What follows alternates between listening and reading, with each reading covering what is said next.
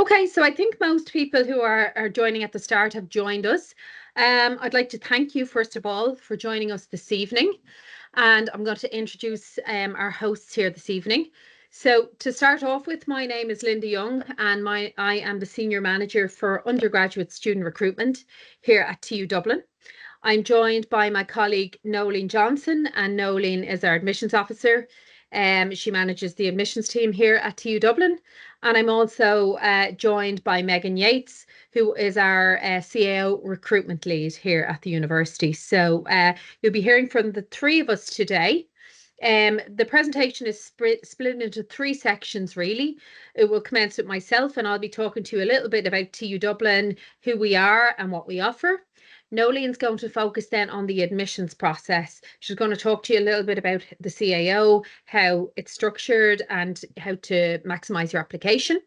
And then later after that, Megan is going to talk to a couple of our students here from the university just about their experience and a little bit about their experience at TU Dublin. We will open the floor for questions into the chat about half an hour towards the end. So if you want to put any questions in there, by all means do. You can obviously send us follow-up questions after the fact as well, and we'll give you the detail of where you can contact us towards the end of the presentation. But I'd like to thank everybody for coming this evening. And I know we've people here from Ireland and also from outside of Ireland. So you're all very welcome this evening. So let's get started then. Okay, so a little bit about TU Dublin. So TU Dublin is Ireland's largest university, and we offer programmes from apprenticeship to PhD. We have a huge volume of staff in the university, and I'll talk more about our staff to student ratio as we go through the event. We have a huge volume of students, as you can see there, just under 30,000. We have 138 different nationalities studying with us across 5 locations in Ireland. And the 5 locations are all in the Dublin region, the Dublin and the Greater Dublin region. But the beauty of that means that students from all over Dublin and the surrounding counties have easy access to a TU Dublin location. These are some of the other technological universities across the world. TU Dublin was the first technological university in Ireland, and we've since been joined by about 4 more. But just wanted to kind of identify some of the other technological universities out there. A lot of people, I suppose, particularly within Ireland, are not as familiar with technological universities as they would be in other countries across the world.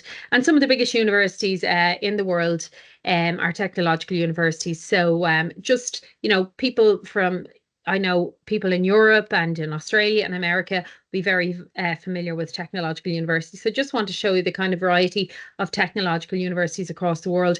And also what that means for you is that your qualification from a technological university will be recognised all over the world. So it's a very recognisable qualification when studying at a technological university.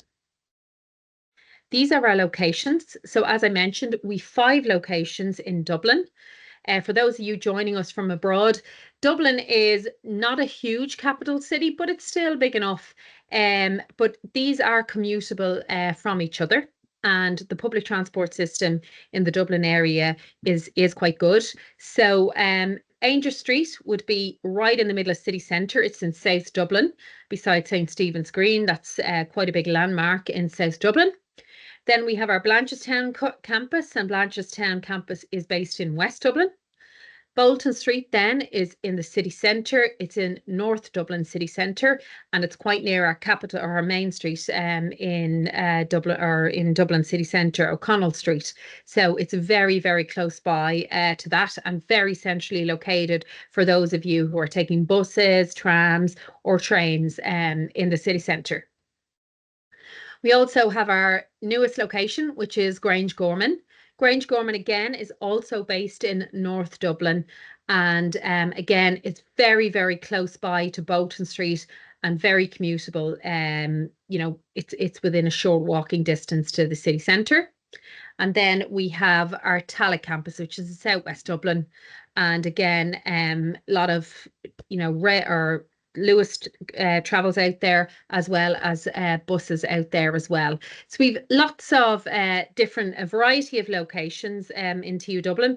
What I would say to you is, if you're a student choosing TU Dublin and you're adding something to your form, please make sure of the location, that is the location that you want, because we do have students who come up against choosing the wrong location, and we can transfer students from one location to the other. The CAO process is that you're made the offer via CAO, etc. So we can't transfer you if you've chosen the wrong location. So just make 100% sure when you are filling out your CAO form that you're studying a program and it's, you want the Tala location or you want the Grangegorman location, etc., and that you have that correct. So moving on to the options at TU Dublin, not only are we a very big university, but we also have a lot on offer.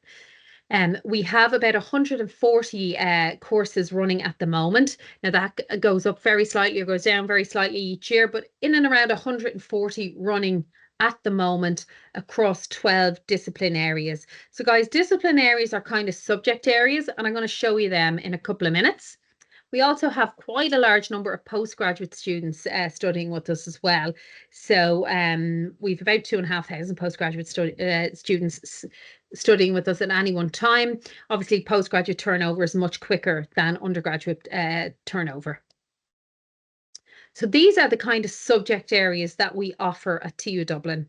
I'm not going to go into each of them in detail because that would literally take up the whole webinar, but I do invite you to have a look at our website after we've had our chat this evening. And if you see something that you like here, maybe go in and have a little bit more of a look and do a little bit more research on the subject area. So up here in the top corner, we have architecture and built environment. Guys, for anybody interested in architecture, I would like to point out that architecture is a restricted program. If you haven't got that on your CAO form yet, please make sure you have it on by the 1st of February because it will be closed for applications after the 1st of February. So just wanted to point that out. We also have some restricted programs a little bit further along, and I'll point to them as we come through the presentation. So built environment then, guys, for anybody who doesn't know what that means, the built environment is the built world around you. So subject areas or subjects in this area are things like construction, quantity surveying, planning, etc.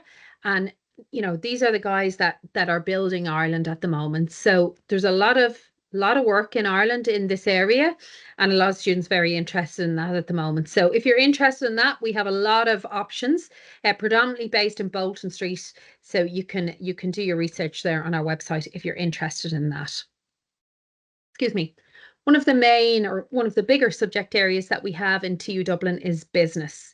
Business is offered across 3 locations in TU Dublin, in Blanchardstown, in Tala, and in Ainger Street in the city centre. So you have a lot of options if you want to study business at TU Dublin.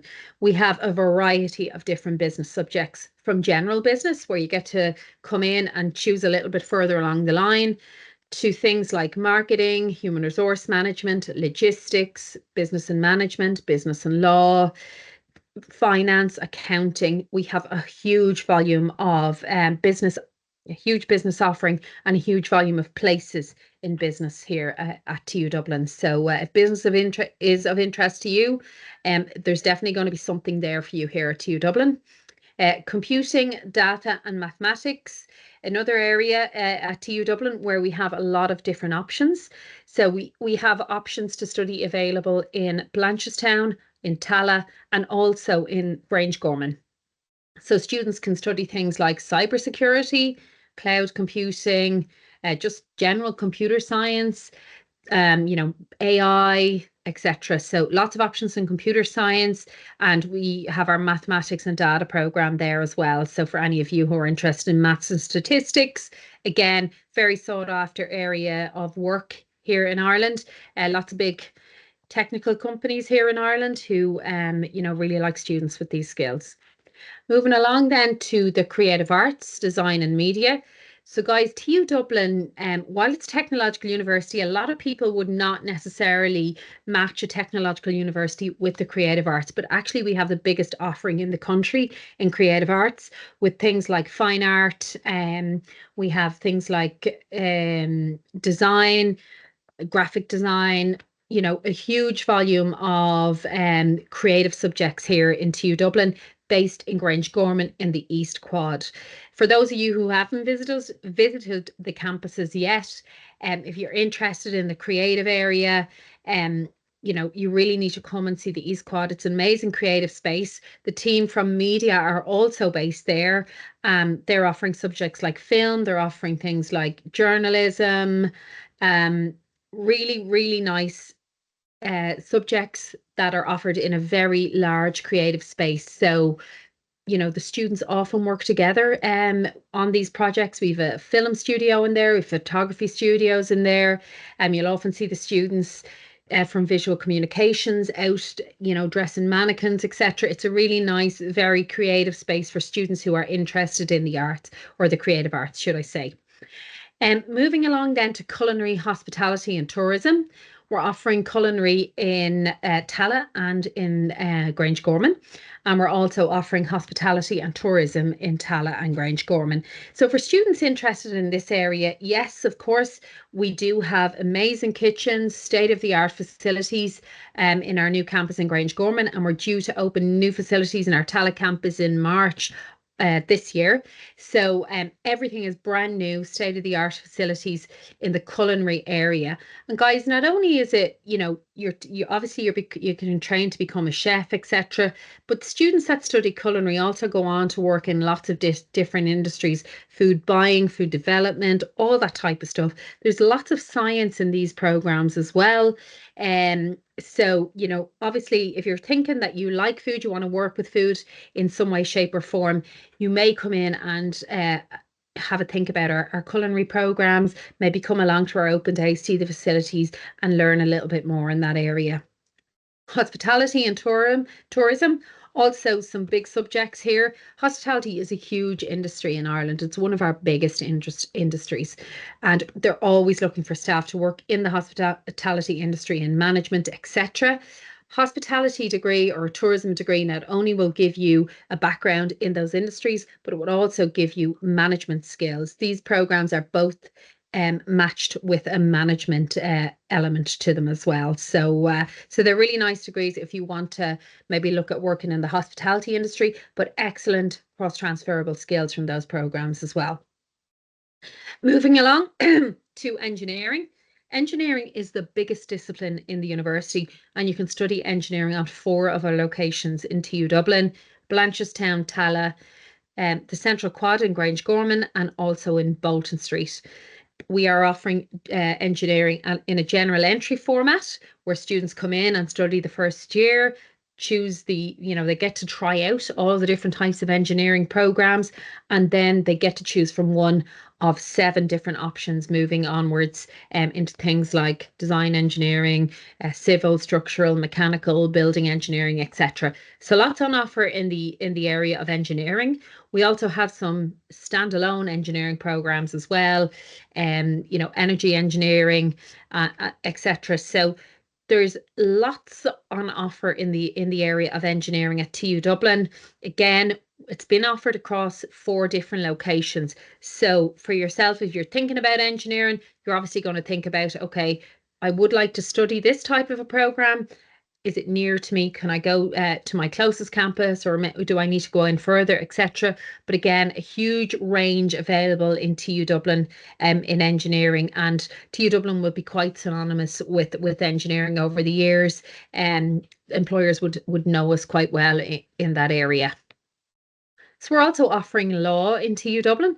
We're offering law just as a 3-year honours degree. So if you want to become a solicitor or a barrister, this creates the foundations. It will give you the main subjects that you need to go into the Law Society or Blackhall to become a solicitor or barrister. We're also offering law and languages and business and law. So there's different formats that you can take law in. Again, law is a very, very broad subject, and students will study law and work in, become a solicitor or a barrister, but also students will go in and they may work in compliance, they may work in health and safety, etc. There's loads of different elements to law. So that one is always a really popular one. Languages at TU Dublin then. Languages at TU Dublin are always paired with a subject. So we don't offer standalone languages at TU Dublin. What we do offer is something like business and languages. So you pair your business degree with a languages degree. So that's almost like having two majors. Let's just say it's your business and your languages, or your law and languages, or your tourism and languages. So some nice offerings there. Not alone do you get to study your languages and become fluent in them, you will also be studying, a business or a tourism or a law, whichever you choose yourself. For a lot of our programs with languages in the title, and I just want to highlight this now. If you're thinking of studying something like international business and languages, or international languages and tourism, there is always a compulsory year abroad for those, and that's around building your fluency. So just want to highlight that at the front end. The odd program might have a language as a module within the program. It won't be compulsory there, but if it's in the title of the program, you will need to be abroad for that year. Music and drama then, again, it's based in the East Quad in Grangegorman, beside the creative arts and the design and media programs. So within the music area, it is a direct application to the university. You don't need to apply through the CAO. You can apply directly to the university right now, and you can be allocated your place in advance of all of the CAO offers. So guys, if music is what you're interested in, please go to our website and make a direct application to us.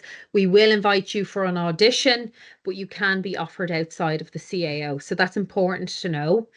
Drama is also an addition, and you need to have it on your CAO form by the 1st of February. So drama has actually become really, really popular over the last couple of years. Our drama program has produced some really good students who've gone on to win awards, hence why it's becoming so popular.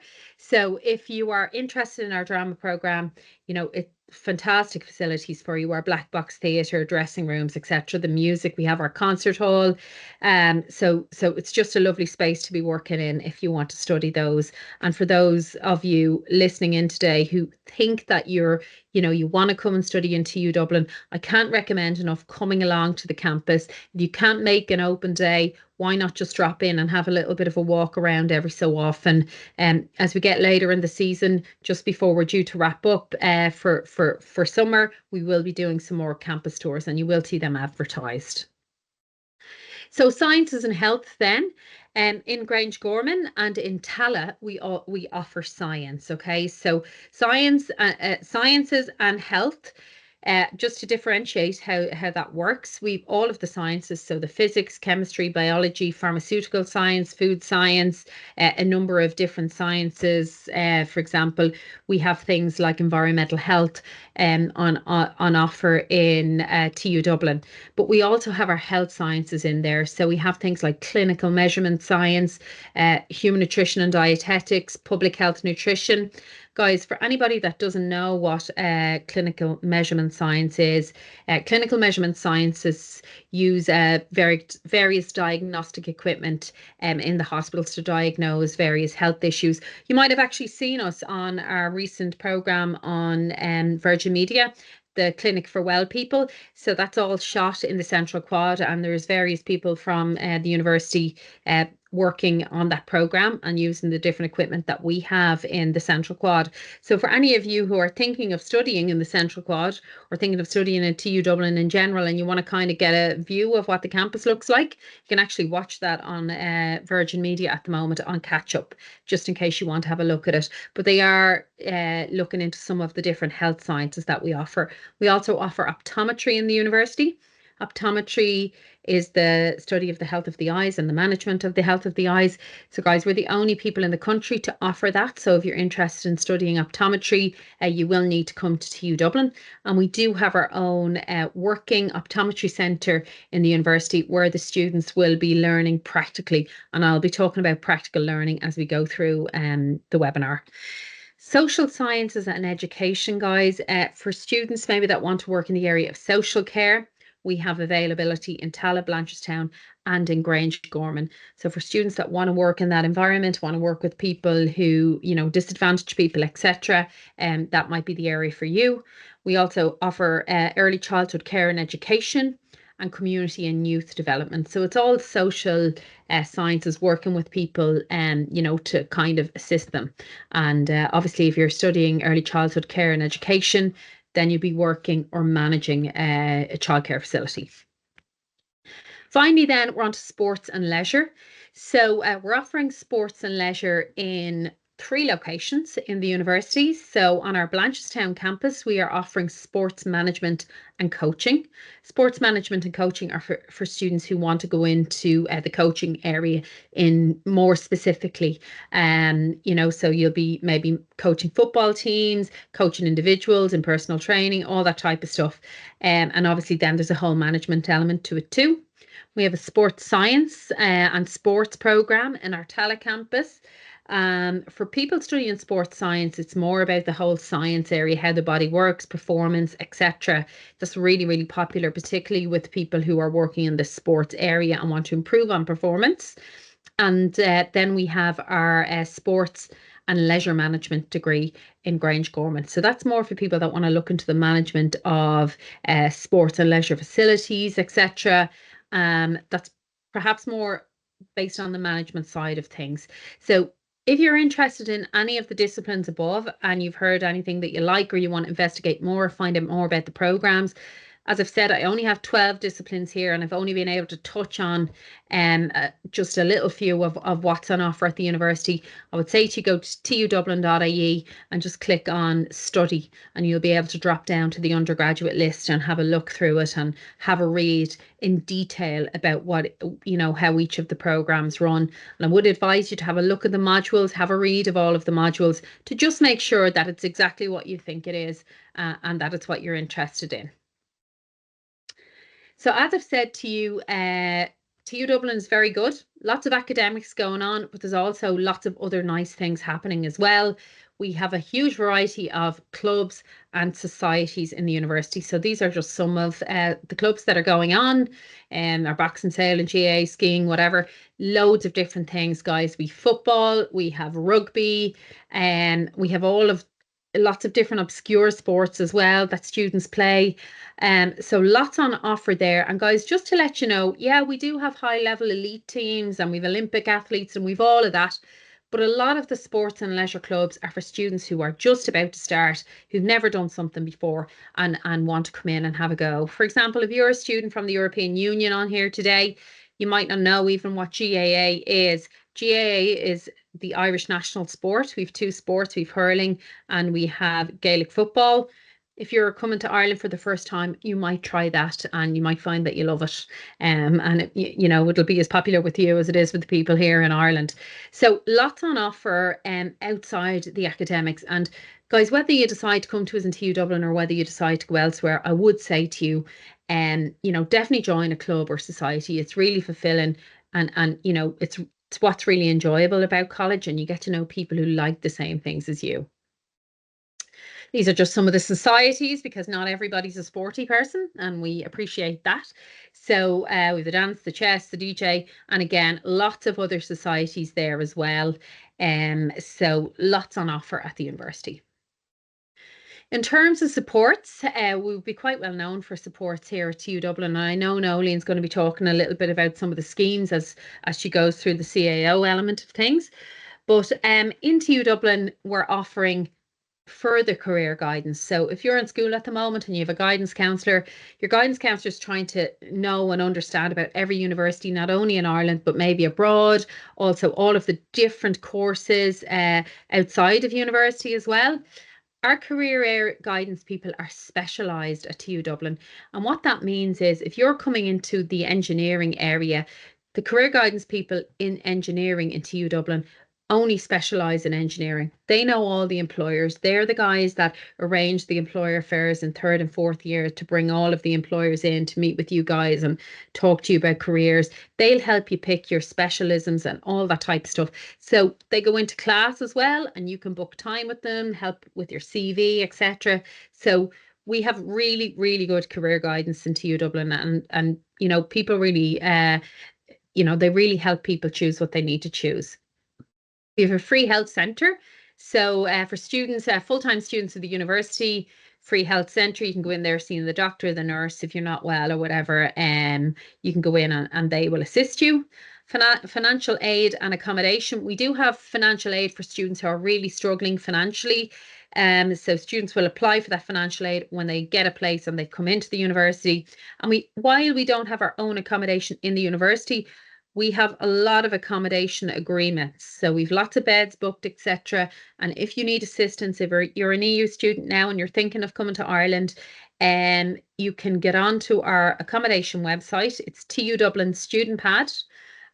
Somebody might write that into the chat for me, just so that you might put that address in, just so that students can access it, and they will assist you getting accommodation. When students are coming to Ireland, they need to be safe with putting deposits, etc. It's the same in all the big cities all over Europe, and the accommodation service in the university will help you with all of that. We have a maths learning centre in the university. So for students who are struggling with maths, for example, and I know one of our students who's going to talk a little bit later, will talk maybe a little bit about their experience with the maths learning centre. If you're struggling with maths, if you're studying a maths-based subject, for example, and you just need that little bit of extra help, you can go along to the Maths Learning Centre and they will assist you. Technically, it's like Maths Grinds. So, you know, that's free to you as well. And it's a huge service to the students that use it. For students with a disability, they can apply for assistance to the disability service as well. And of course, that's free to students that need to avail of that. We have our own counsellors within the university. So obviously a lot of people will run into difficulties personally as well as academically in the university. So you can book and see a counsellor at TU Dublin if need be. So that service is available to you as well.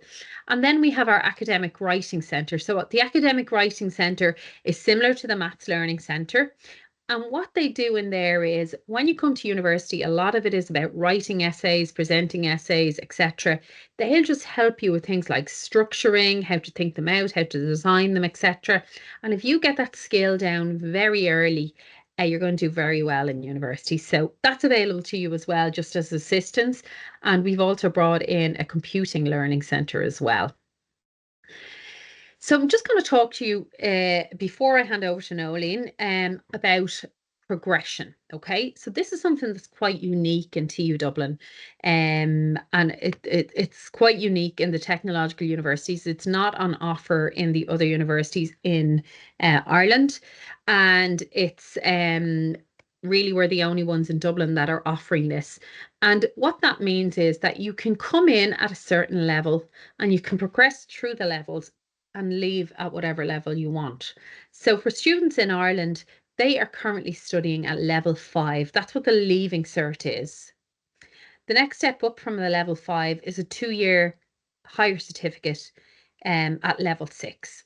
So students can choose to come in on that 2-year. If some people cannot see themselves doing 4 years and they're happy to commit to 2 years and see what happens after that. So if they come in after 2 years, they have the option to move on to level 7 or level 8, as the case may be. They might go straight from 6 to level 8. They'll go into 3rd year. Or they can leave with their higher certificate, level 6, which is a perfectly good award, a perfectly good standing award as it is. The student can come back to us at any stage 10 years later, and they can, you know, move on to level 7, then level 8, level 9 and level 10, which we're not even discussing here because we're talking about undergrad. But what I'm saying to you is TU Dublin offers a really flexible education, and much more so perhaps than some of the other universities. We allow the students to build their education the way they want to. They can exit if they need to after 2 years, they can come back, or they can continue on to level 7 and level 8. And some of our most successful students have actually gone that pathway. So it's an option for you there. And this is what progression looks like. Just before I hold over or I move to Nolene, like higher certificate 2 years onto employment, ordinary bachelor's degree. Some students come in straight onto a bachelor degree, 3 years employment. Your honours bachelor's degree, 4 years and into employment. And then obviously if you want to go on to masters after, but we won't touch on that. But what I'm saying is after 2 years, there's the option to exit, but there's always the option to come back, guys. And I just want to stress that as well. Now, I know most of you here are probably very interested in doing your honours bachelor's degree, and we'll be talking through that, of course. But I just want to make sure that you're aware of that. And Nolene's going to talk a little bit about how to strategically fill out your CAO form. And this is just an example of progression there. You have your level 6 program and your level 8 program. And if you come in on level 6 after 2 years, you achieve sufficient grades, which is 55%, you can go on to third year of the level 8. So effectively you can graduate at the same time as the students that came straight in on the level 8. So just want to make that clear to people, and that they understand, you know, that you're as well to pick something that you want to do and that you like studying, regardless of whether you start at level 6, level 7 or level 8. You're more likely to finish it and be happy and achieve, you know, do well in it. Okay, so I'm going to pass you over to Nolene, and Nolene is going to talk you through just the CAO in general. Okay? Great. Thank you. Great. Thanks, Linda. Sure. Yes, as Linda said, I work in the admissions office. So this evening, I really want to show you where the information is and point you in the right direction to give you all the information that you need to make a good CAO application. So on our website, in the top right-hand corner, when you go onto the TU Dublin website, in the top right-hand corner, there is a link to the CAO Hub. So in the CAO Hub, we gather all the information that we feel you're going to need to make a good application and an informed application. So you can see going across the bar there at the top, we have a link to all the courses that we're offering. And then the next one, we have the link to the entry routes, the entry requirements required for TU Dublin, some useful information there for parents, and fees and grants and so on. So we might just go to the next slide here, and I'll just talk you through. So when we talk about entry routes, we're talking about the Leaving Certificate student, the QQI applicant, the Leaving Certificate student who also is applying through the DARE scheme, the Disability Access Route, or the HERE scheme, the Higher Education Access Route. So this lists all the entry routes you can apply as a mature applicant. So there's not just one way to get into college. We have lots of different entry routes. So about 64% of our I think it was 6,000 first years this year came through the Leaving Cert route. But that leaves another 36% coming through the mature entry route, the QQI route. So we want to open up pathways for all our applicants and get you into college. Under the tab for entry requirements, we're going to tell you exactly what we require at TU Dublin. We're going to tell you if we take foundation level maths, what grades in foundation level maths we'll look for. Like we look for, we'll accept with a B2. We'll tell you what points we'll allocate for foundation level maths. We will tell you that we take the LCVP module and we'll give you points for that, but it doesn't count as a passing subject. So all the information that you need to know about the entry requirements to our university is there. We tell you that we will give a bonus maths. You can get extra points for bonus maths. So I'm just trying to direct you to the CAO Hub where you're going to get the information you need. You can see that we have a tab for fees and grants. So you'll be able to, we'll link off to our fees and grants section, tell you what the fees will be this year. And last year, as you know, the government in the budget announced that they would give €1,000 towards students' college fees. So most students going to college for the first time who have EU residency will pay €2,000, and that can be paid in instalments. And so that's on our website, and it will help you plan over the next few months and think about the fees. Say, look, I'm not going to get a SUSI grant. I'm going to have to pay it in instalments. And you can look at the instalments and start making that plan now.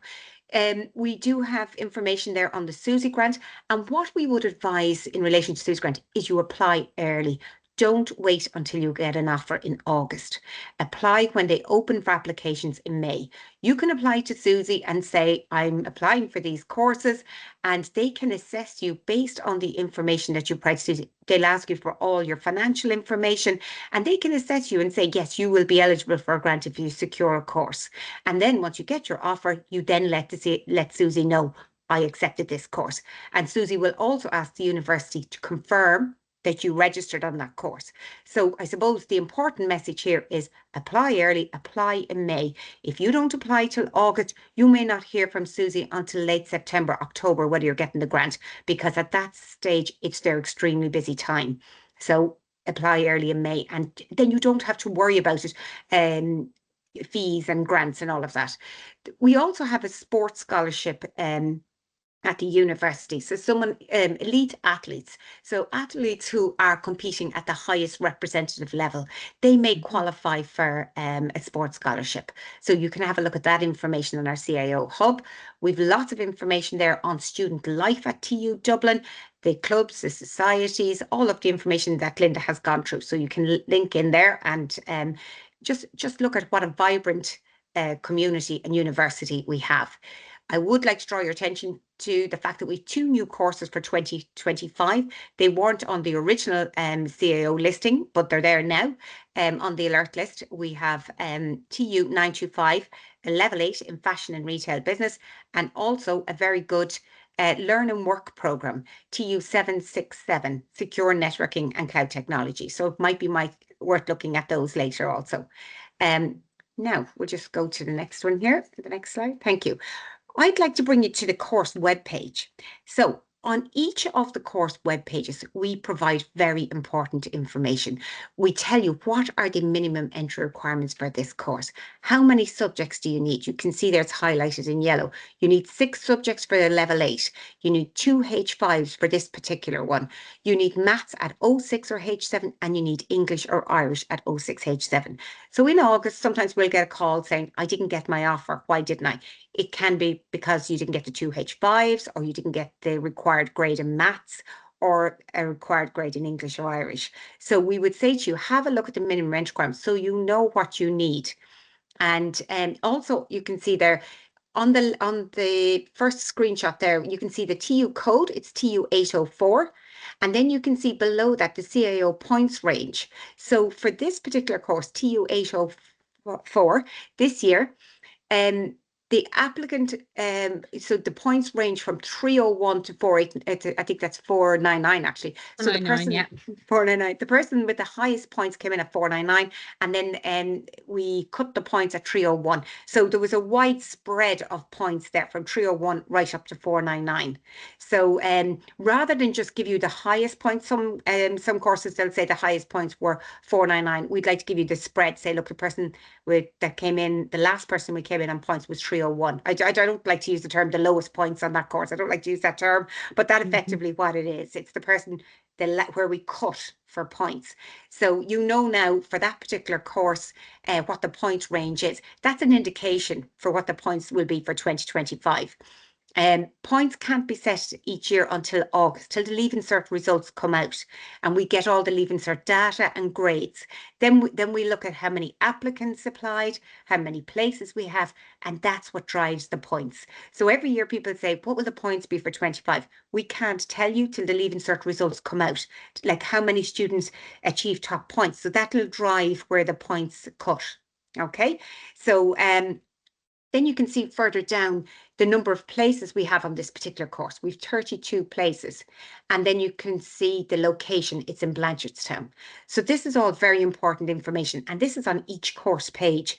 So if you're interested in architecture, you're interested in engineering, you're interested in business, you should be going to the course page on our website and checking, because the entry requirements can vary by course.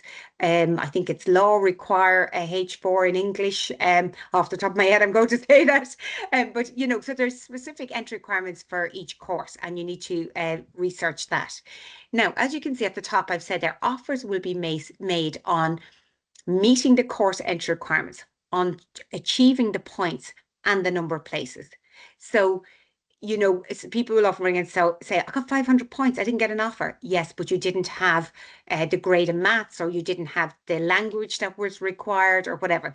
So that's how offers are made. They're based on the course entry requirements, the points, and the number of places. And you'll see the table below that. That refers to the entry requirements for a QQI applicant. So as I talked earlier about the entry routes, so you can see the minimum entry requirements for a Leaving Cert student on the left, and then you can see the entry entry requirements for a QQI applicant there on the right.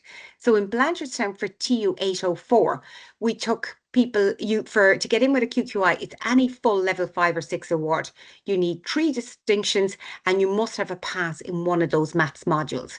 And then you also have to compete on points. So when you're coming in with a QQI award, you must have the full award with the pass in maths, and then we will also base it on points.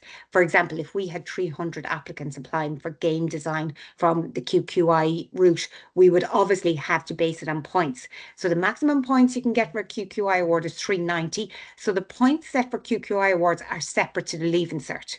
Okay, so it's a different point scale. It's not the same point scale. But we do have a webinar next week on QQI for QQI applicants, and we can go into that in more detail. Thank you. Now we'll just go to the next page. Yeah, I just have some information here. You can see there at the bottom, it says the QQI virtual event is on the 22nd of January from 6 to 7. This presentation will be made available to you later, and you can have a read of this on applying as a QQI applicant and how you would calculate the points. I won't go into all this now, but as I say, this is on our CAO Hub. So we're trying to make it as easy for you as possible. We gathered all the information from our website and put it in one place. And if you scroll through that CAO Hub, you'll find most of your questions will be answered. But if you have any questions or you want clarification, you should email admissions@tudublin.ie. We have a team of staff who will come back to you very quickly. And no question is a silly question, because everybody's asking the same questions. You'd be surprised. Every question you ask, someone has asked before or will ask tomorrow. So please email us at admissions@tudublin.ie. And the next slide there, Linda, again, I'm just drawing people's attention to applying as a mature student. So if you're a mature student, again, this is one of the entry routes on the hub. If you're a mature student, you must be aged 23 years of age or older on the 1st of January on the year of application. So if you want to be considered as a mature applicant, you must be 23 on the 1st of January 2025. So mature applicants are assessed based on the application that they put into the CAO. The personal statement is so important. In that personal statement, you need to be talking about why you want to return to education. What is your career goal? Maybe you don't have a career goal, and that's okay to say. That's okay to say you want to go back and you want to study and you're going to find your way through your studies. But just you need to show your commitment to journey, that you're ready, that you're now mature. You need to show that you've researched the course. You know, you want to do business because you've looked at the modules and they interest you. You like the idea of digital media or digital marketing. Talk about the course so that we know that you have researched it. Have a look at, you can talk about the campus. So the personal statement is very important because academic staff will be looking through mature applications. They want to see that you're interested in their course, because a mature applicant is sometimes just competing on life and work experience. They don't often have the points from a Leaving Cert. They may not have a full QQI award, although we're finding more mature applicants are coming with a QQI award now. But some mature applicants will get in based on life and work experience. So give information on any education you have to date, any certificates you've done, if you've done health and safety training, anything at all that you've done in your workplace. That's very important, that you show that you're have engaged with courses previously. So we're looking for information on work and life experience, and you may be called for interview. So depending on the course you're called for, some academic staff, when they're assessing a mature applicant, will call you for interview. Others will assess solely on the application. And that's why the application is so important. If an assessor says, I'm going to assess solely on the application, if you leave that blank, leave any sections blank, we can't offer you a place. The more information you give us, the better. And we want to hit our targets. We want to have a mature cohort in the college. We find that mature applicants on a course really contribute to the dynamic of the class, and they bring more to the class. So look, we're looking to reach our mature student targets. We want to, I think, roughly about 10 to 12% of every course with mature applicants. So please help us and fill out that section. It'd be great. Thank you. Now, we're going to talk a little bit about making the most of your CAO form. Okay, so you probably already know there's 2 course lists, choice lists. You've got your level 8 list of courses, and then on the CAO application form, and you've your level 6, 7 courses. And you can apply up to 10 courses at level 8 and up to 10 courses at level 6, 7. The choices on one list do not in any way affect the choices on the other list. So if you apply for business on the level 8, it won't affect if you apply for business on the level 6, 7. I know there has been concerns before. People say, I'd be afraid they'll offer me the business at level 6, 7, not 8. That's not the way it works. We'll consider you for your level 8 list of courses, and we'll consider you for your level 6, 7. So you need to maximize the opportunity. You potentially can get an offer on both lists, and most people do. Most people get an offer on both their level 8 and their level 6, 7, and then it's up to you to decide which you want to do. Okay. Also, what we're finding is come August, we might get a phone call from an applicant saying, I didn't get any offer. And that's because they mightn't have had the points for the level 8. They might not have had the 2 H5s, the entry requirements.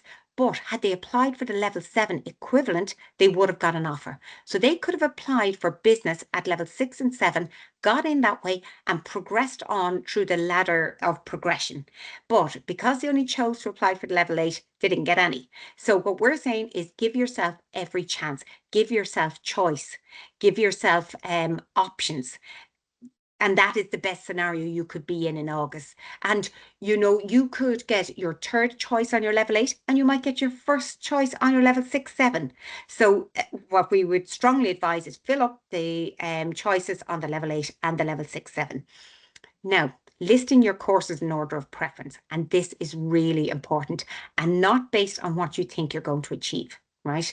Because at this moment, sometimes people are overwhelmed. You know, the mocks are starting and they feel, oh, I'm not going to get that. I'm not going to get the points, or, oh, the points look so high, it's not attainable. So they put in a course they think they're going to get.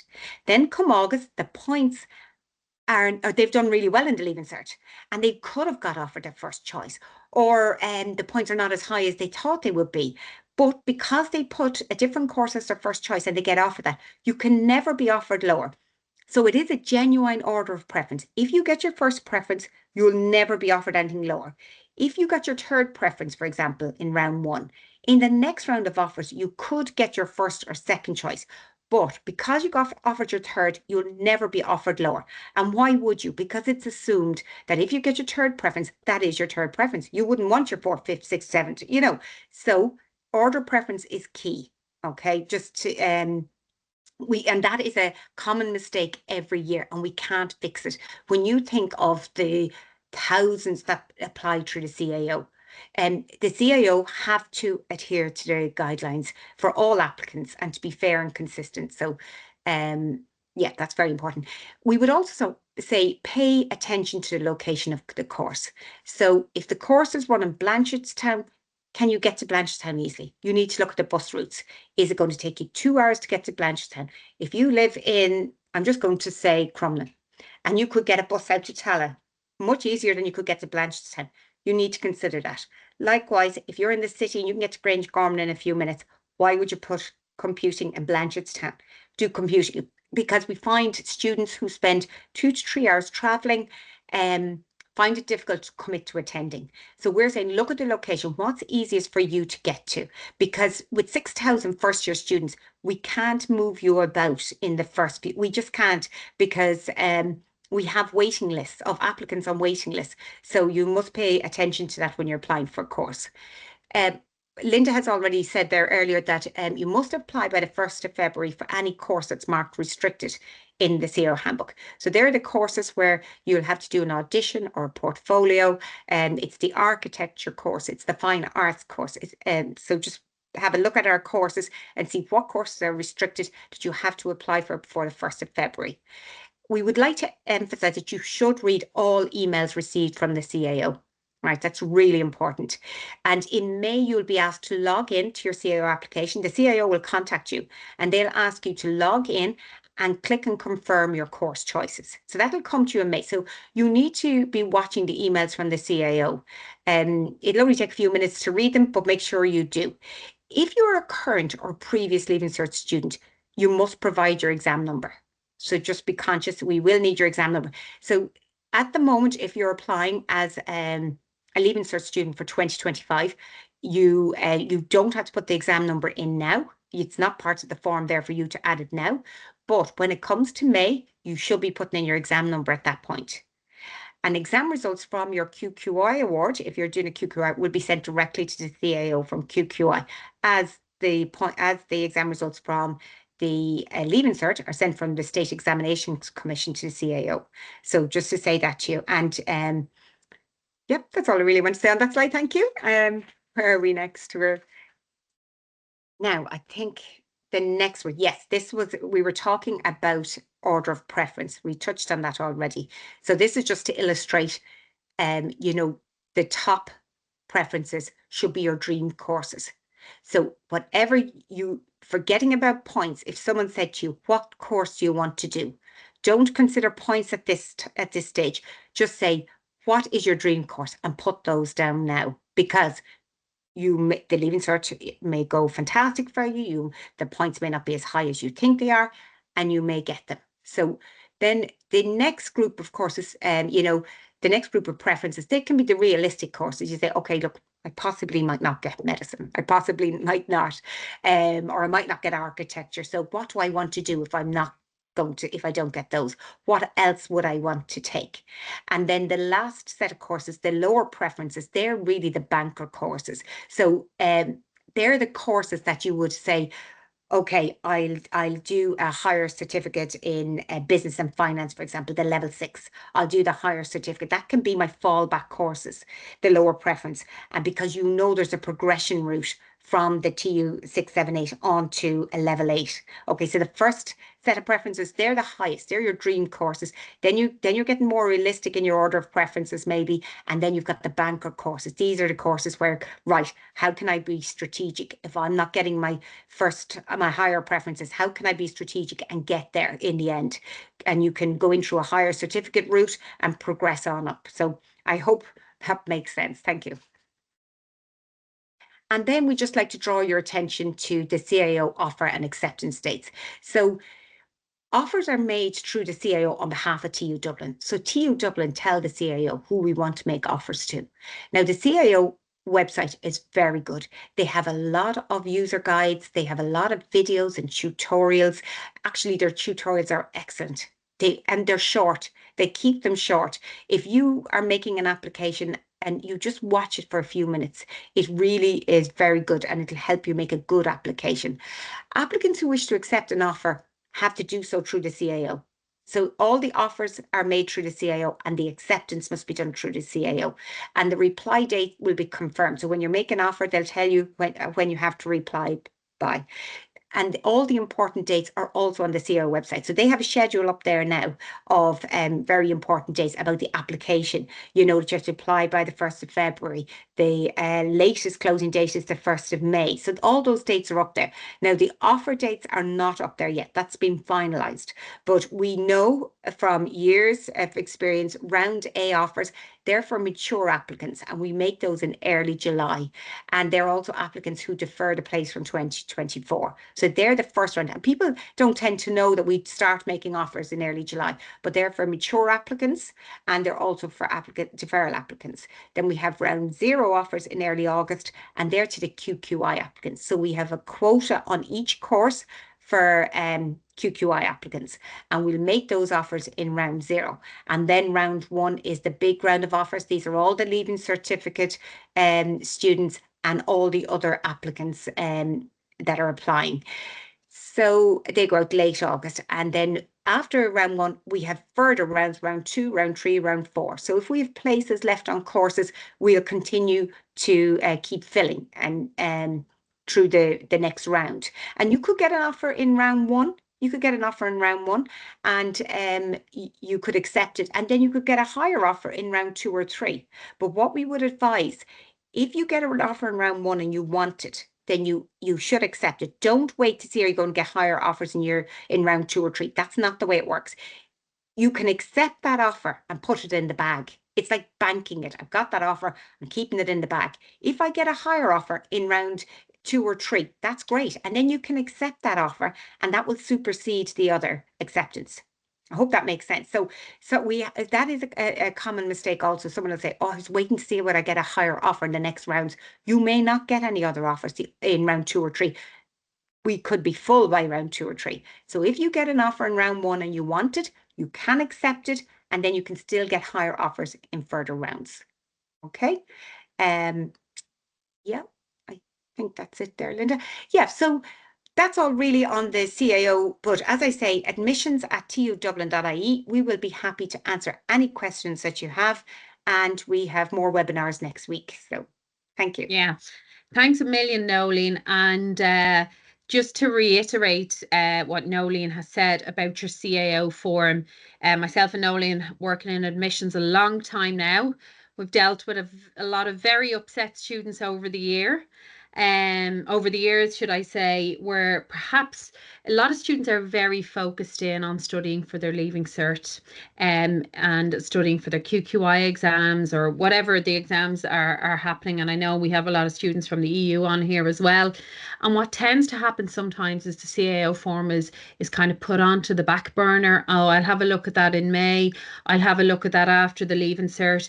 And what happens then is really not enough time really is given to it.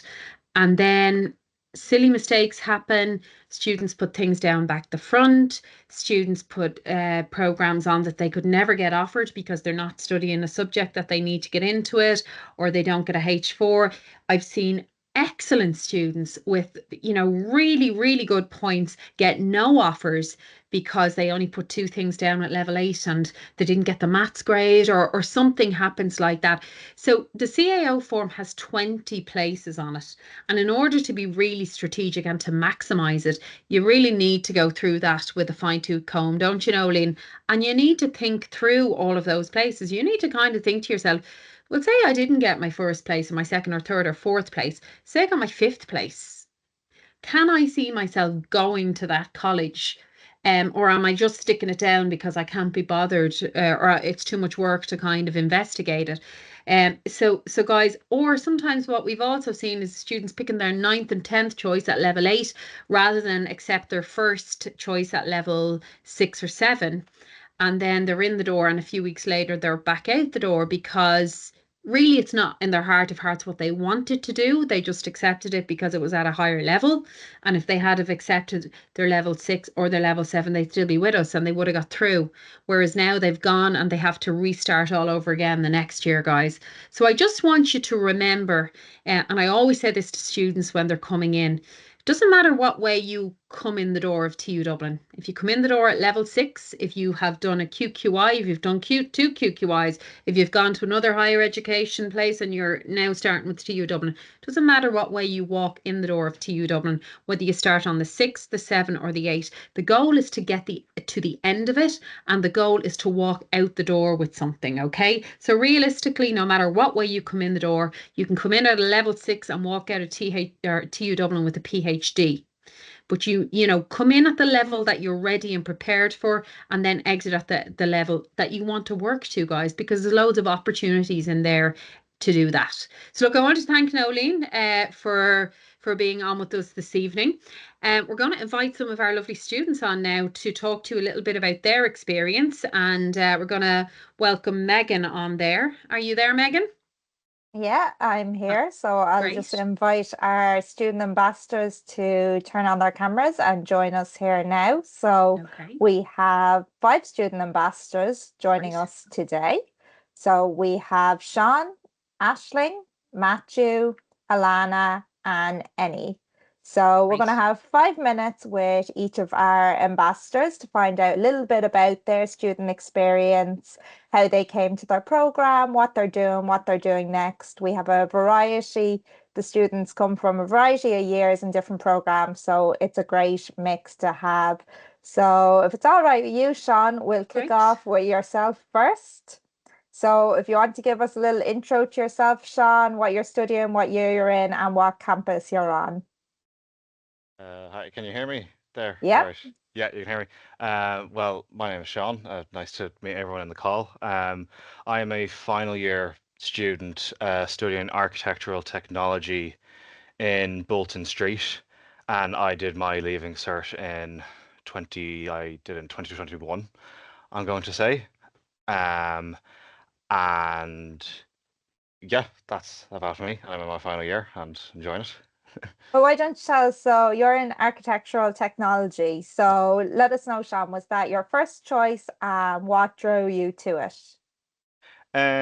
So yeah, I suppose in school my main interest was doing something in the lines of architecture or engineering, and that much working in the kind of construction industry and doing design. Like I did DCG, construction studies, like I had that kind of base interest in it. So all my teachers kind of directed me towards, you could do architecture or engineering or whatever. And it's a common route, and again, things offered by TU Dublin as kind of the place I first went to. But I went to one of the open days in sixth year, and it was the one in Bolton Street, which has the ones for the architecture course. So walking around, they also show off the architectural technology course, and that kind of interested me because the course has a blend of kind of stuff you do in architecture, but also you do a lot of technical kind of digital modeling and a more technical kind of some bits from engineering. So you kind of have a nice blend of both, and that's what interested me. So it was my first choice personally. So I was dead set on this course. So yeah, happy out. Brilliant. And I know you'll be very modest here, and we won't ask you to mention how many, Sean, but we know you did very well in your leaving cert. So for those who, leaving cert points are a big topic of conversation here in Ireland with league tables and all, and people sometimes feel that they have to spend their leaving cert points as such. So for those outside of Ireland who aren't familiar, you'll have heard Linda and Nolene mention earlier how the points is the criteria for entering, and the highest points you can get in Ireland is 625. And there's usually a tradition of expecting those who get over 600 points will go on to do medicine or dentistry or those maximum point courses. But we're always very big advocates of saying, your points are not there to be spent on something you feel they should be spent on, but on something you wish to do. So, Sean, do you want to tell us a little bit about your experience with that? Yeah, I suppose when kind of early into the leaving cert years, like you're trying to gauge how well you're going to do and whatever. And I suppose with the way it's set up, like I was looking at a lot of the courses, feeling kind of discouraged, like even with architecture, or you're looking at the other ones and they're slightly on the higher scale. So you look at and go, or like I'm not sure, whatever. And at the time, the architectural technology one, it's at a level that I believe was more manageable. But when I came to do the leaving cert or whatever, I just happened to do quite well. And again, it's the quite well where people will ask, like family members and stuff, like, oh, you could go and study medicine or go into one of these big things. But I think just because you have the option shouldn't mean you should have to do it. And I think that's one of the issues with the CAO. It's like if you do well, then you have to do one of the courses in the higher levels, or if you don't do as well, you have to do one of the ones in the bottom. But this was the course I wanted to do and enjoy, and I'm very much enjoying it now and very happy I did. So don't let the whole point scale kind of throw you off. Do pick what you want to do number one. Like I was very bad. I only kind of picking through my choices. I switched and picked this course like I think a week before between fiddling with all the whatever. And so yeah, go with your passion first and what you would definitely be happy with is what I'm gonna say on that.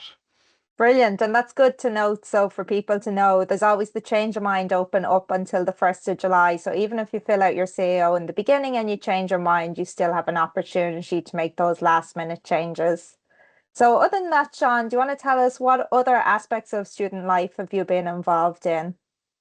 Yeah, I suppose apart from the kind of academic stuff we do in the course, we have a big social life because of the way we're based in Linen Hall, which is if anybody goes to Bolton Street, you'll have the main building and then Linen Hall beside it, which is kind of where a lot of the architecture students and ourselves, the technologists. So we're much smaller courses and we're studio based. So as opposed to attending lecture halls, we're very much in the one studio at a desk with our laptops and our drawing board. So that kind of social side, especially in my course, I enjoy very much and will kind of, go out frequently forever, hang out outside of whatever.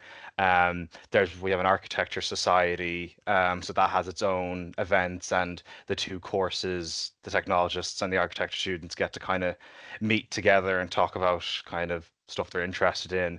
And I'm involved in some sports as well. I do in the volleyball society and I do the powerlifting, and then there's also the gym as well. So between the societies and the different clubs and whatever, it keeps me busy and kind of a nice break from kind of the academic stuff. So yeah.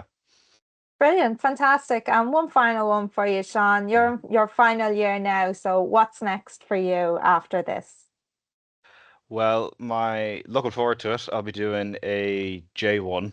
As I know a lot of kind of students do, they either do it in their third year or their final year. So I'm going to Boston over the summer. So I'm very much looking to enjoy that and just, take it easy, whatever. And then doing all the grad program applications now and looking out for all the jobs now. So going into a role that my course would tailor to, so a designer role or architect role. So applying and looking at different options in September. But until then, I'm looking forward to my America trip.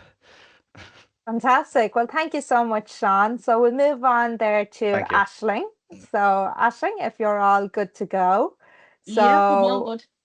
brilliant. So I know we were speaking earlier in the week and you mentioned that the course you're doing wasn't your first choice. So do you want to just give everyone a quick introduction to yourself? So the course you're doing, the campus you're on, the year you're in. Yeah, so I'm Aisling. I'm in my final year in sports management and coaching, and I'm based on the Blanchardstown campus.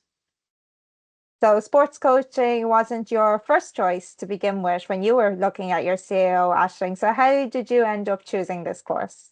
Yeah, so obviously sports is everything to me since I was a young kid. So doing athletics, swimming, GAA, I always wanted to do something in sports. So my first preference was to do something in PE.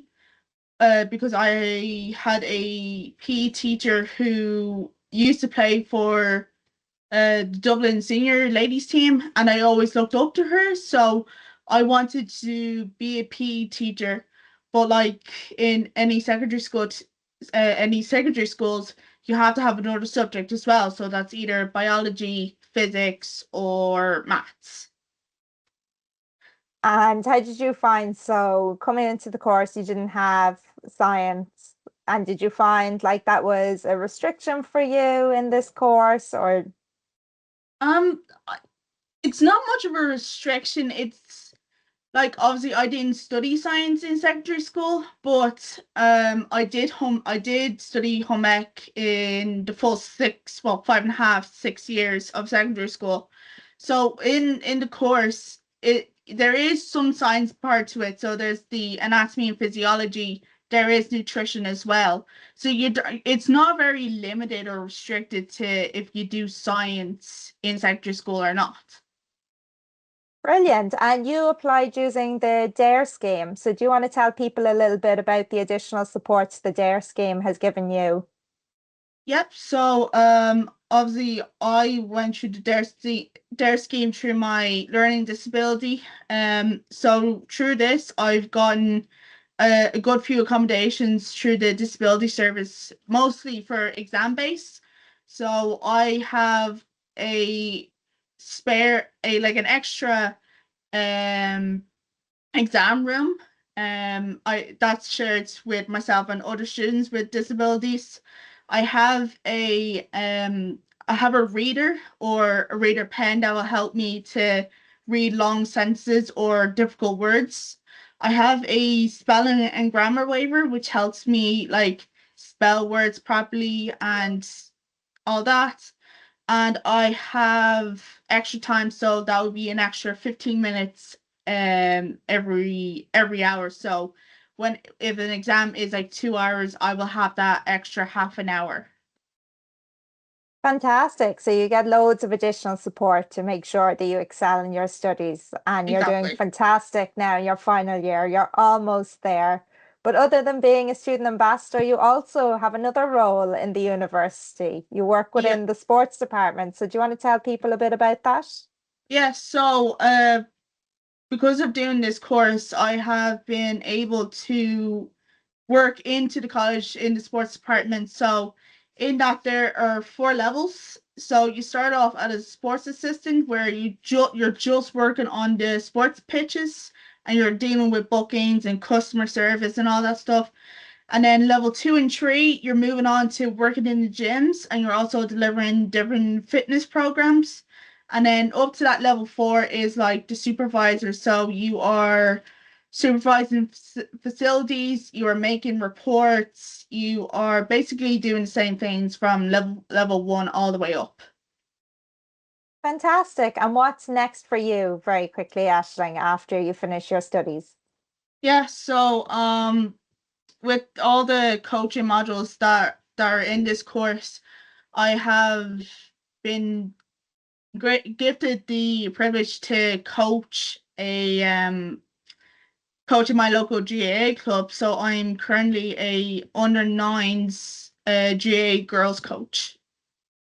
Fantastic. Well, best of luck, Aisling, and thank you for joining us this evening. So, Thank you. Matthew, have we got you there? No, who are you? Fantastic. Hi, Matthew. So, firstly, tell us what course you're on, campus you're on, and what year you're in. Yeah, so I'm studying hospitality management and I'm in my first year on the Grange Gorman campus. And like Aisling, so hospitality management wasn't necessarily going to be your first choice when you first started thinking of CAO options. So, tell us, what was your first choice going to be, and how did you end up studying hospitality? No, yeah, so my first choice originally wasn't meant to be hospitality management. I was originally thinking about doing nursing. But then in doing my research for the nursing courses, I came across the hospitality management course on the TU Dublin website, and I thought that would be more suited towards me because I've been working in the hospitality industry for the past few years, like while in school. So I thought it'd be more better suited towards me and what I'd like to do. Fantastic. And you're not from Dublin, Matthew. So tell us, where are you from originally? Where have you moved up to study with us? Yeah, so I live in Mayo. So for people who don't know, that's very much across the country from Dublin. Um, so looking for accommodation in Dublin then, it was difficult at the start, but I finally figured it out a bit then. Like my best advice would be joining Facebook groups. That's where I found the most success in trying to find different accommodation. So if you join in different Facebook groups and if you put out a post saying what college you're trying to be in and like the general area, usually you'll get a few messages then from different homeowners offering you a room. Fantastic. And in terms of other additional supports you've had coming into university, you've also availed of the Susie grant. So do you want to tell people about that? Yeah, so the Susie grant was a great help because it just helps you pay for the college and just the accommodation and everything. So depending on your application, depends on what kind of a grant you'll receive. So some applications they can pay for your tuition and also you'll get money each month for like your needs and everything. So that helps you buy your food for the month and it could help you pay your rent and everything. So for me, this was perfect because that was the exact help that I needed.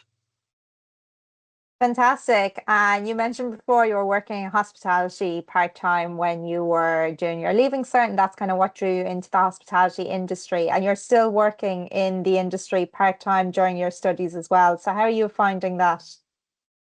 Yeah, so it's a great thing with my course. The timetable isn't hectic at all. So I have plenty of time to work my part-time job in the hospitality industry. So I'm learning hospitality both in theory in college, but also the reality of hospitality when I'm working each day. And so it's great that I'm able to do this with my course. Brilliant. And it's always great for us to see our students applying their new academic knowledge and theory to the real world. So thank you so much, Yeah, Matthew, for sharing your story with us. So no Alana, problem. you there? Hi, yeah, how are you? I'm good, Alana. Thank you. Special mention, Alana has joined us specially today on her birthday. So Oh, we are thanks. very delighted to have her here and give up her time. So it goes to Oh, show you, thank you. our student ambassadors are very dedicated to their job here. So Alana, do you want to give a quick introduction to yourself, your course, your year, and your campus you're studying on? Yeah, of course. So I'm a final year student studying biomedical design engineering in the Tala campus. My age, I think you asked, I'm 21 years old. So, oh no, I'm not. I'm 22 today. Sorry. So yeah, I'm just turned 22, and yeah, I came directly from secondary school. Brilliant. And you didn't come directly into your course as such. You had a different kind of entry, a general entry route in on your CAO. So do you want to tell people a little bit about how that works? Yeah, of course. So when I was thinking about like my career and stuff, I knew I wanted to go into biomedical design, but a lot of the courses in like other colleges weren't attainable for me. So I found the mechanical engineering general entry, and that was based on the Tala campus. So I entered that, and then in that course, I tried automation engineering, mechanical engineering, and a small bit of biomedical engineering, and my heart was kind of set then on the biomedical engineering. It really reinforced. I was like, okay, I'm definitely going down the right path. So yeah, that's how I ended up doing the biomedical. So after my first year, I got to choose, and everyone in your course, we still share a lot of our lectures with the mechanical engineers. So a lot of your like base is shared with the other engineering students. So you definitely have a wide range of knowledge by the time that you're in your fourth year. Brilliant. And you've been very active in other areas of student life as well. That's led to a lot of very exciting opportunities for you. So do you want to tell us about your volunteer opportunity and where that led you? Yeah, of course. So I volunteer with 3D Assist, which is like a charity within TU Dublin.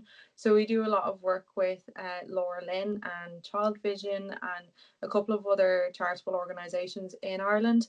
So I had the opportunity to basically make wheelchair costumes for children with additional needs and who are under care with Laura Lynn. So it's a really special opportunity that comes around each year, and it's open to a lot of different students. So there'd be students in marketing and media. So it is open and it's based on the Tala campus.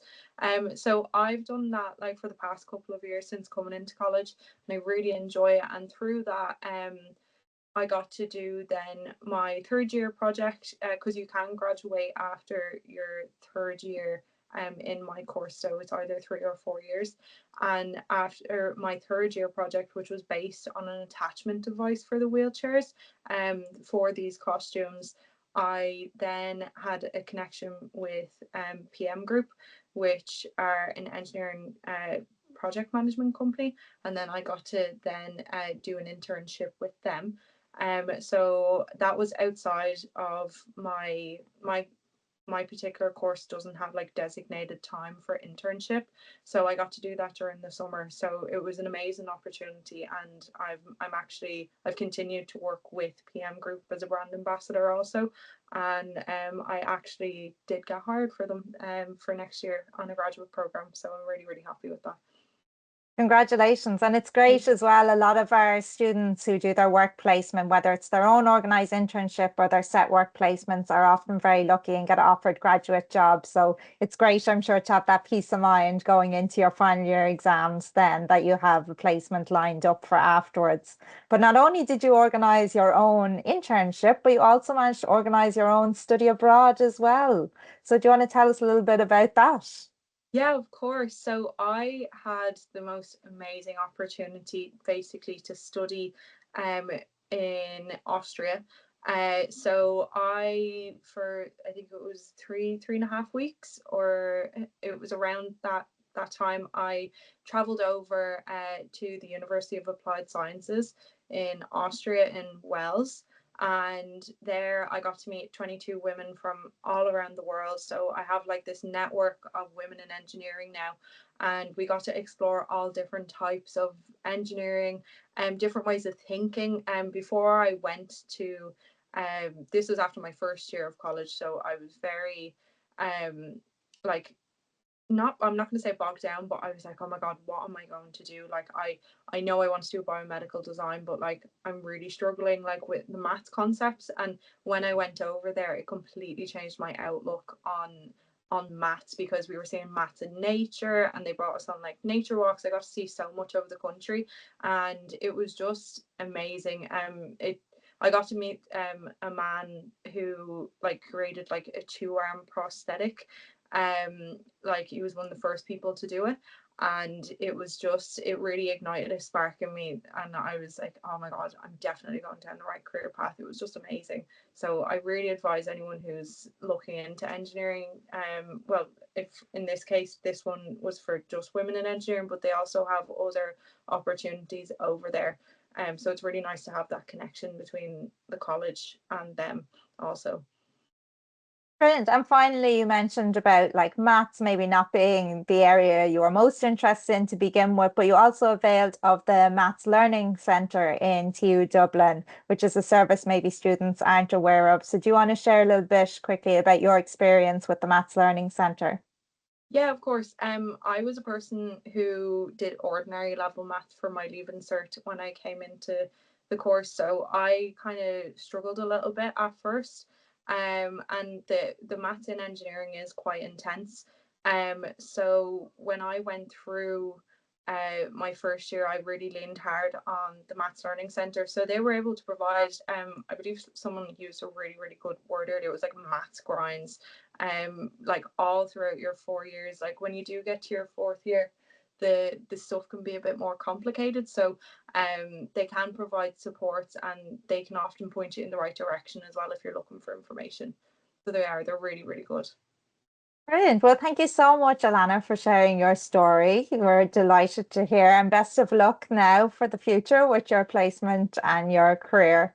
So Annie, as our final student ambassador. So Annie, have we got you there? Yeah, hi. Hi, Annie. Do you want to introduce yourself? So your course, what year you're in, and what campus you're studying on? Yeah, so my name's Annie. I'm studying International Business and Languages on the Ainger Street campus in the city centre, and I'm in my 2nd year out of 4 years. And can you tell us, why did you choose International Business and Languages? So I've always been interested in languages. I started studying multiple languages in my free time during COVID, and so I put this course down as my first option because this was the only university course that allowed me to do more than one language. So I'm currently studying 2 languages, Spanish and Italian, and I heard about TU Dublin first when there was a tour that was given to us in my secondary school here in Dublin by one of the students. It was a 4th year student, and a teacher came over to my school and talked about TU Dublin, and that's when I first got introduced to the university. And so I chose international business and languages because I was interested in coupling my passion for languages as well as something that I know would serve me in the future, because I do international business, which has a lot of different business modules, and that gives me a wide range of career opportunities for when I've graduated. Brilliant. And for anyone thinking about the languages, maybe they want to know, did you study languages before in secondary school, or were you new to languages when you were starting? Yeah, so I had studied Spanish in secondary school and Italian in my free time, but you don't need that much more experience other than just taking a language in secondary school. And also it's helpful to, if you have a second language from childhood or from you living in a different country, that would also help. So they offer at TU Dublin Spanish, Italian, French, German, Mandarin, and Irish. And so, yeah, so you could pick any one of the two and you do one at an advanced level, which is, because I did Spanish in secondary school, that's the language that I'm continuing at an advanced level at TU Dublin, and I picked up Italian at a beginner level. Brilliant. And tell us, you don't particularly live all that close to college. You commute into college. And how do you find that experience for those who maybe won't be able to move closer and are thinking of traveling from home? Yeah, I would say it's not too bad, just because I live in Dublin as well. So transport in Dublin is a lot more frequent than maybe taking a train into Dublin from like Wexford or Wicklow. I live just at the outskirts of Dublin, so it would take me an hour and a half to get to school and maybe 2 hours back just because of traffic. But it's not too bad for me. I'm used to the routine. I'm up, I think, at 6:30 in the morning to get to school at 9 a.m. And also, I don't always have days that begin at 9 a.m. Sometimes I'm in from 2 or 12, and it's fine for me to commute to school. And tell us finally, how are you finding your role as a student ambassador? Oh, it's really lovely for me, because my worry with joining societies was that I wouldn't be able to get home at like the times that I would want to get home, which is before it gets dark. So working for the school is working for the school is a great opportunity for me, because I get to mingle with a lot of different people from different courses, and I get to build up my experience and build up my CV. It's also really great because I know some students do, but I couldn't balance a part-time job as well as being a full-time student. So working at my university is it's a whole lot more convenient for me, because I'm going to be at school anyway. And I get a lot of lovely experiences. Just 2 months ago, I was given talks to secondary school students about studying languages in TU Dublin, and just talking to those students and them having questions for me, it was really great to reflect upon my time at TU Dublin. And I've had all of my coordinators at TU Dublin, the people that I've worked for, are really great, and they're really helpful and willing to help out in any way that they can to help me integrate into the society. Brilliant. Well, thank you so much, Annie, for sharing Thank your you. experience. And thank you to all our student ambassadors here today who have shared their student stories. So I'll just pass you back quickly to Linda just to say thank you all for attending. Yes, and thanks to everybody for attending. I know this was a long webinar here this evening, but I know a lot of you've stayed on, so thanks for that. Guys, we have a lot of questions in the chat, so we will get to all of those. Even if it comes to the end of the webinar, we will finish those off and we'll add the answers in and you'll have access to them. After this webinar, if you want to get in touch with us or you have a question, you can email us at admissions@tudublin.ie. We also have chat functionality on each of our web pages. So if you want to ask us a quick question, you can ask us on our chat functionality as well. No question is too simple, or, don't think there's any stupid questions, guys. We want to help people and we want to make sure that they're fully versed in what they need to do to get what they want. We do have a number of webinars coming up. So if you're a mature student, if you're a student studying QQI program, and I seen there somebody was asking what a QQI program is. QQI is classified as further education here in Ireland. So university is higher education, QQI is further education, and a lot of students say, for example, if they haven't done really well and they're leaving cert, they might go and study a QQI program with the hope that that will get them into university the next year. So you can read more about that on qqi.ie if you're interested in finding out more about the QQI options. But just to let you know, we have 2 webinars on next week. We have one on for mature students, one for QQI students, and also then in early February we have a webinar on our Access Foundation program. So guys, the Access Foundation program is a 1-year free program for students who are not currently meeting the requirements to get into university. Okay, so it may be, so for example, we've had some Ukrainian students do that because they had really good grades but they weren't meeting the English requirements. And we have students maybe from disadvantaged backgrounds who might not have finished their leaving cert, and they'd applied perhaps as mature students but they weren't meeting their criteria and they decided to come that route. So you know, we take young people, we take older people, we take a variety of different people, but we are going to be running a webinar in early February and we're going to be talking about that as well.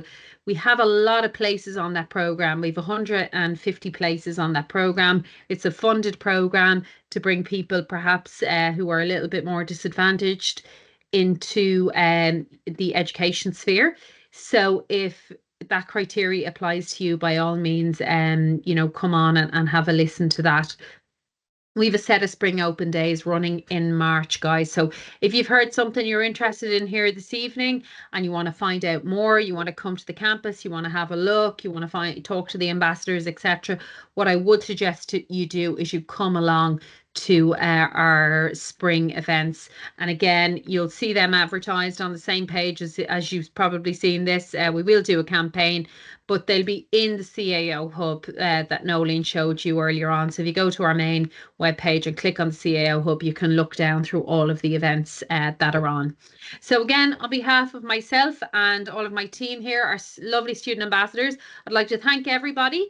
And I hope to see some of you with us in September. So enjoy the rest of your evening and thank you. Bye-bye.